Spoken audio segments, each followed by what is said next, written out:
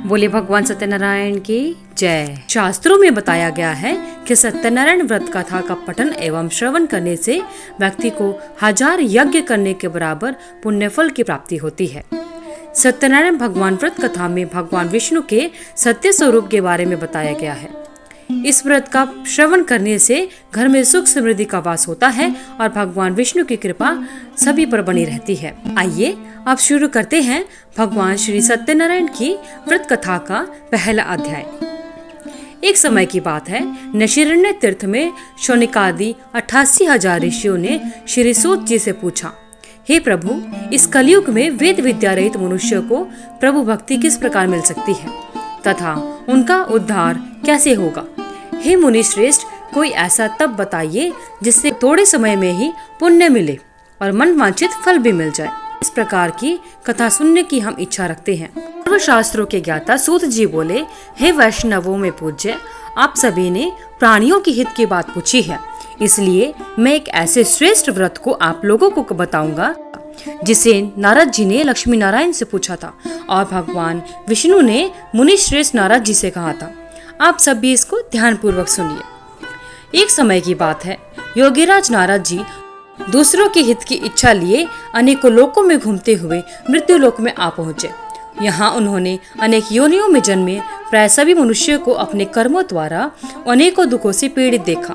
उनका दुख देख नारद जी सोचने लगे कि कैसा यत्न किया जाए जिसके करने से निश्चित रूप से मानव के दुखों का अंत हो जाए। इसी पर विचार करते हुए वह विष्णु लोक में गए। वहाँ नारद जी देवों के ईश नारायण जी की स्तुति करने लगे, जिनके हाथों में शंख, चक्र, गदा और पद्य थे, गले में वरमाला थी। स्तुति करते हुए नारद जी बोले, हे भगवान, आप अत्यंत शक्ति से संपन्न हैं, मन तथा वाणी भी आपको नहीं पा सकती। आपका आदि, मध्य तथा अंत नहीं है। निर्गुण स्वरूप सृष्टि के कारण भक्तों के दुख को दूर करने वाले हैं। आपको मेरा नमस्कार। नारद जी की स्तुति सुनकर भगवान विष्णु बोले, हे मुनिश्रेष्ठ, आपके मन में क्या बात है? आप यहाँ पर किस काम के लिए आए हैं, उसे निसंकोच कहिए। इस पर नारद मुनि बोले कि मृत्युलोक में अनेक योनियों में जन्मे मनुष्य अपने कर्मों के द्वारा अनेक दुख से दुखी हो रहे हैं। हे नाथ, आप मुझ पर दया रखते हैं तो बताइए कि वे मनुष्य थोड़े से ही प्रयास से अपने दुखों से कैसे छुटकारा पा सकते हैं। श्री हरि बोले, हे नारद, मनुष्य की भलाई के लिए तुमने बहुत अच्छी बात पूछी है, जिसके करने से मनुष्य मोह से छूट जाता है। वह बात मैं तुमसे कहता हूँ, उसे ध्यान पूर्वक सुनो। स्वर्गलोक व मृत्युलोक दोनों में एक दुर्लभ उत्तम व्रत है जो पुण्य देने वाला है। आज प्रेमवश होकर मैं तुमसे कहता हूँ, श्री सत्यनारायण भगवान का यह व्रत विधान पूर्वक करके मनुष्य तुरंत ही यहाँ पर सुख भोग कर मरने पर मोक्ष पाता है। श्री हरि के वचन सुन नारद जी बोले कि उस व्रत का क्या फल है और उसका विधान क्या है। यह व्रत किसने किया था? इस व्रत को किस दिन करना चाहिए? सभी कुछ विस्तार से कहिए। नारद जी की बात सुनकर श्री हरि बोले, दुख व शोक को दूर करने वाला, यह सभी स्थानों पर विजय दिलाने वाला है। मानव को भक्ति व श्रद्धा के साथ शाम को श्री सत्यनारायण की पूजा धर्म परायण होकर ब्राह्मणों व बंधुओं के साथ करनी चाहिए। भक्ति भाव से ही नैवेद्य, केले का फल, घी, दूध और गेहूं का आटा सवाया ले। गेहूं के स्थान पर साठी का आटा, शक्कर, गुड़ लेकर व सभी भक्षण योग्य पदार्थों को मिलाकर भगवान श्री सत्यनारायण का भोग लगाएं। ब्राह्मणों सहित बंधु बांधवों को भी भोजन कराएं। उसके बाद स्वयं भोजन करना चाहिए। भजन कीर्तन के साथ भगवान की भक्ति में लीन हो जाए। इस तरह से सत्यनारायण भगवान का यह व्रत करने पर मनुष्य की सभी इच्छाएं पूरी हो जाती हैं। इस कली काल अर्थात कलयुग में मृत्युलोक में मोक्ष का यही एक सरल उपाय बताया गया है। श्री सत्यनारायण व्रत कथा का पहला अध्याय संपूर्ण होता है। बोले श्री सत्यनारायण भगवान की जय। आइए भक्तजनों, अब सुनते हैं सत्यनारायण भगवान की व्रत कथा का दूसरा अध्याय। श्री सूत जी बोले, हे ऋषियों, जिसने पहले समय में इस व्रत को किया था उसका इतिहास कहता हूँ, सभी ध्यान पूर्वक सुनो। सुंदर काशीपुरी नगरी में एक अत्यंत निर्धन ब्राह्मण रहा करता था। भूख प्यास से परेशान वह धरती पर घूमता रहता था। ब्राह्मणों से प्रेम करने वाले भगवान ने एक दिन ब्राह्मण का वेश धारण करके उसके पास जाकर पूछा, हे विप्र, नित्य दुखी होकर तुम यहाँ से वहाँ क्यों घूमते हो? गरीब ब्राह्मण बोला, मैं निर्धन ब्राह्मण हूँ, भिक्षा के लिए धरती पर घूमता हूँ। हे भगवान, यदि आप इसका कोई उपाय जानते हो तो बताइए। वृद्ध ब्राह्मण कहता है कि सत्यनारायण भगवान मनोवांछित फल देने वाले हैं, इसलिए तुम उनका पूजन करो। इसे करने से मनुष्य सभी दुखों से मुक्त हो जाता है। बूढ़ा ब्राह्मण बनकर आए सत्यनारायण भगवान उस निर्धन ब्राह्मण को व्रत का सारा विधान बताकर अंतर्ध्यान हो जाते हैं। ब्राह्मण मन ही मन सोचने लगा कि जिस व्रत को वृद्ध ब्राह्मण करने को कहकर गया है, मैं उसे जरूर करूंगा। यह निश्चय करने के बाद उसे रात में नींद नहीं आई।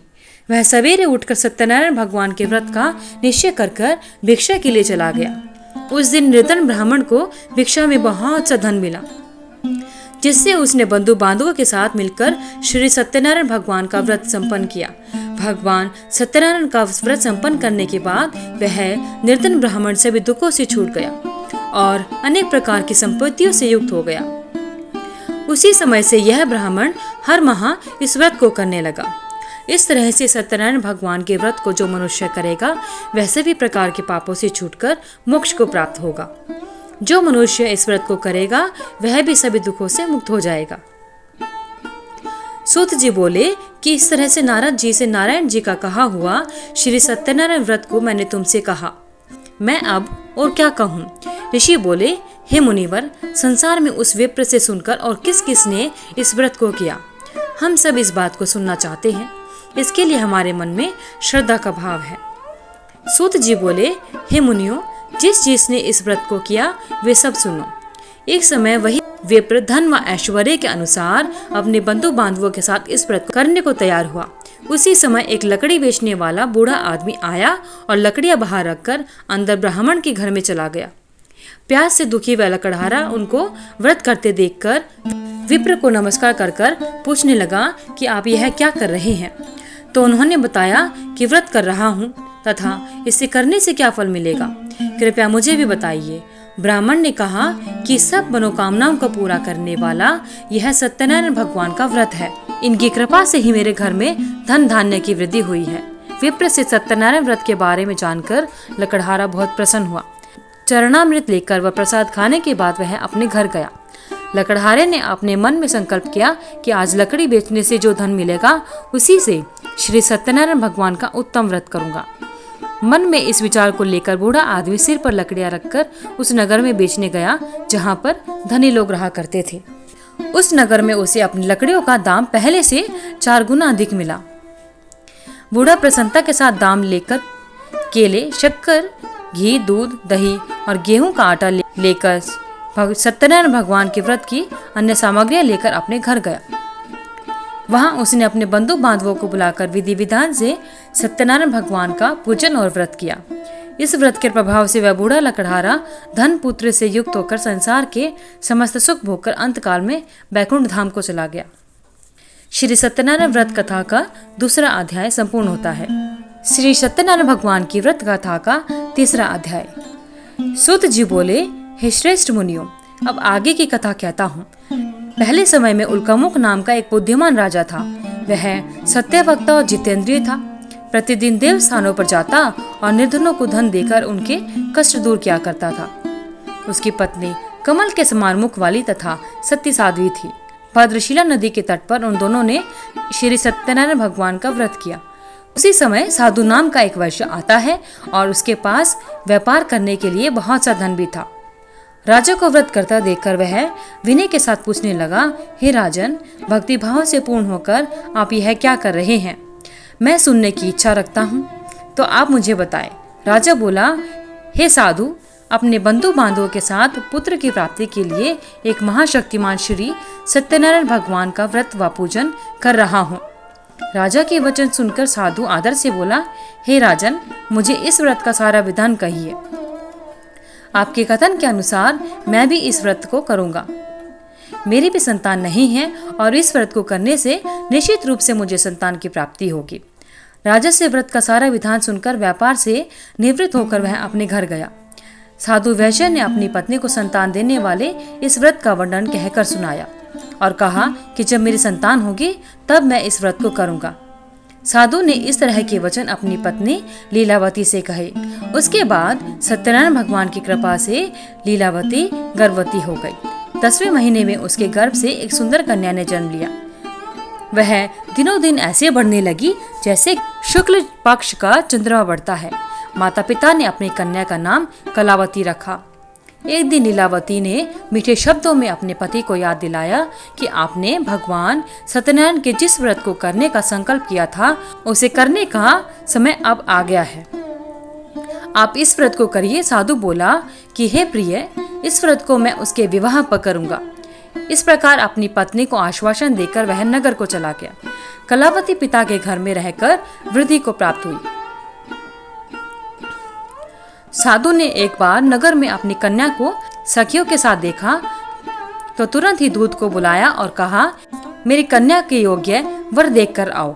साधु की बात सुनकर दूत कंचन नगर में पहुंचा और वहां देखभाल कर लड़की के सुयोग्य वाणिक पुत्र को ले आया।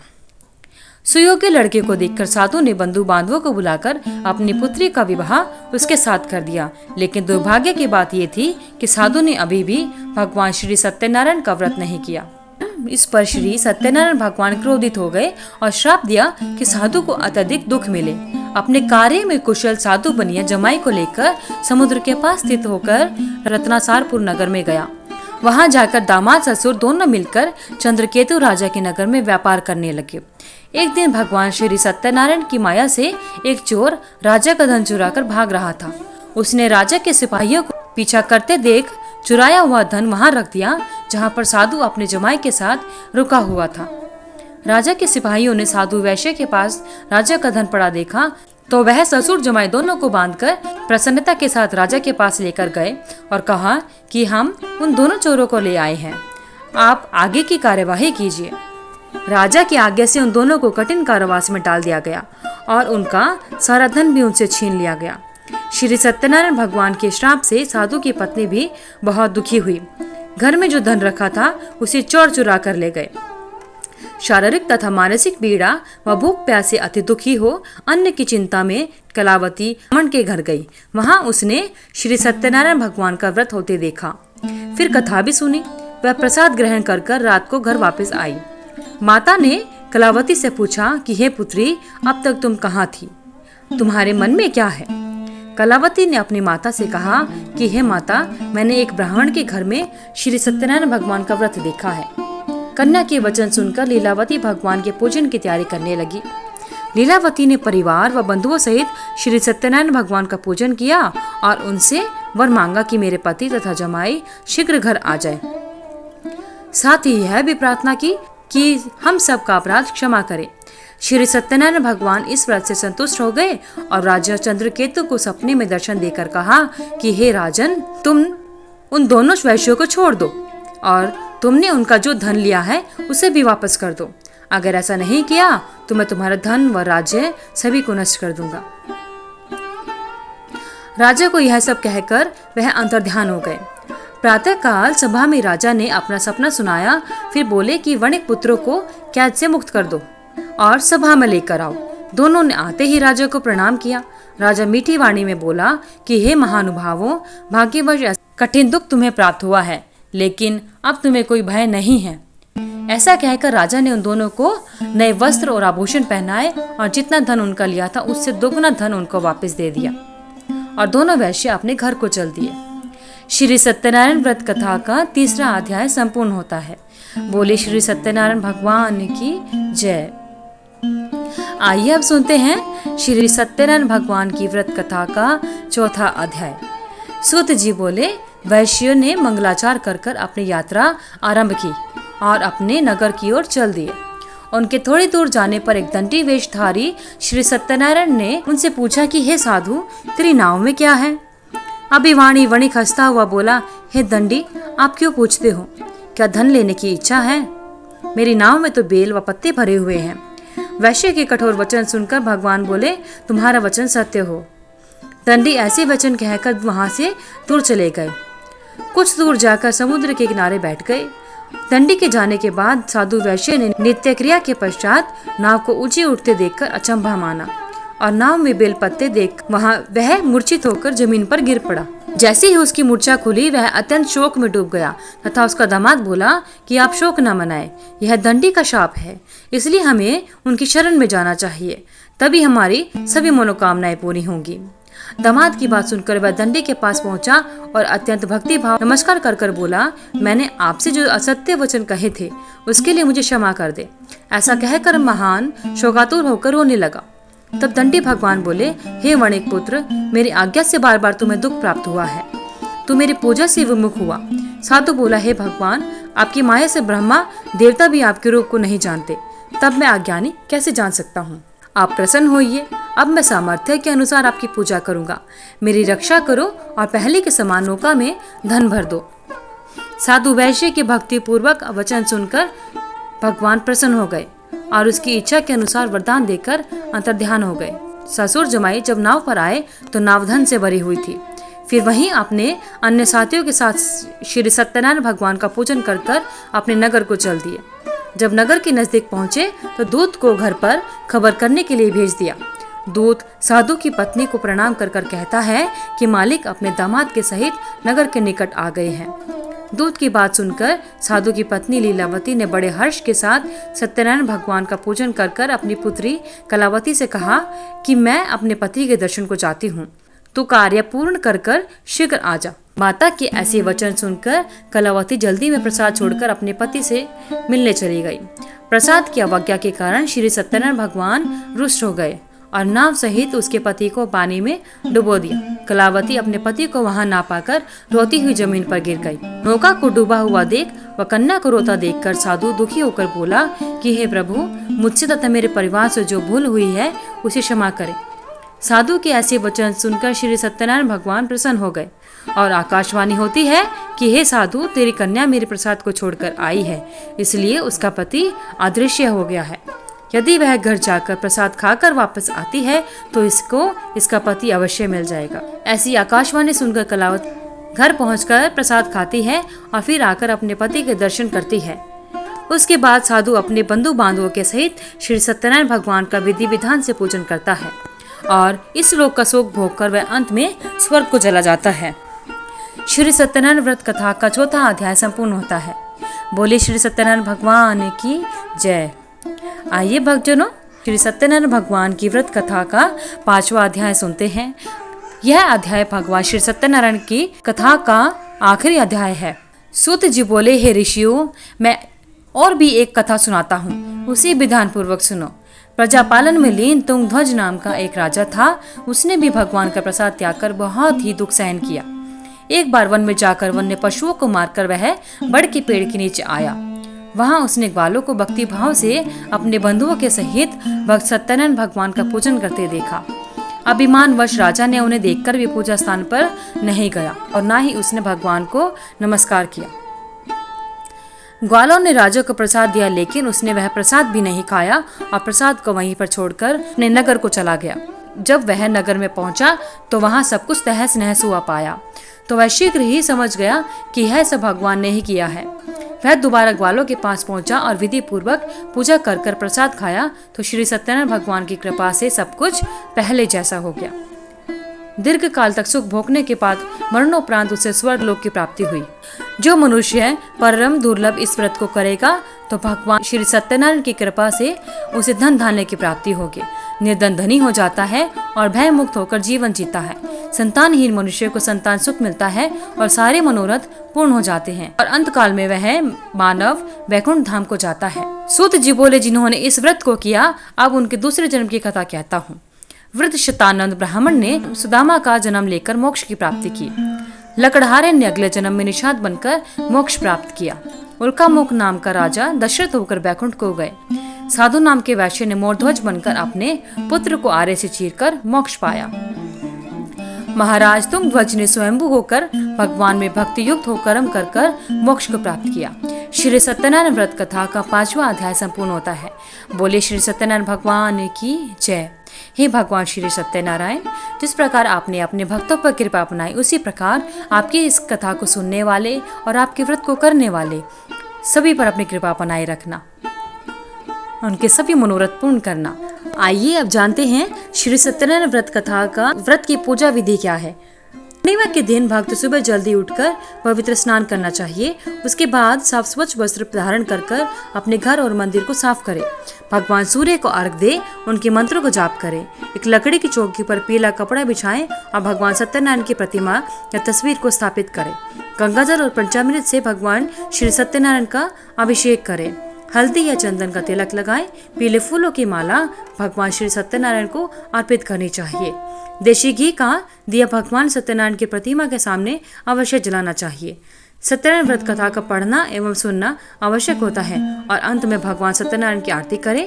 भोग प्रसाद परिवार के सभी सदस्यों में बांटे। प्रसाद खाकर अपने व्रत का पारण करें और साथ ही भोजन से व्रत खोलें। धन्यवाद। अगर आपको वीडियो अच्छी लगी तो वीडियो को लाइक करें, शेयर करें, चैनल को सब्सक्राइब करके बेल आइकन को जरूर प्रेस करें ताकि आगे आने वाले सभी वीडियोस की नोटिफिकेशन आप तक समय से पहुंचती रहे। कमेंट बॉक्स में जय श्री सत्यनारायण लिखना ना भूलें। भगवान श्री सत्यनारायण की आप सभी पर कृपा बनी रहे।